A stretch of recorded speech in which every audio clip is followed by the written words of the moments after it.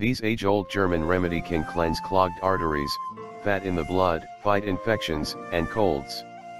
You want to clean your cholesterol and fat from the blood and prevent colds and infections. This ancient German remedy will help you. It is prepared from ginger, garlic, lemon, and water, all of which are known for their powerful benefits. This natural remedy will lower your cholesterol and fat in the blood and will effectively clean your arteries. It is very useful in the treatment of fatigue, colds, flu, and other infections.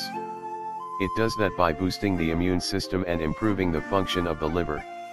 Moreover, this old German remedy will prevent free radical damage to the cells, thus prevent different conditions and diseases. How to prepare? Needed ingredients: a small piece of ginger, 4 garlic bulbs, 4 lemons, 2 L water. Directions: in a pot, boil the water, and add the chopped ingredients.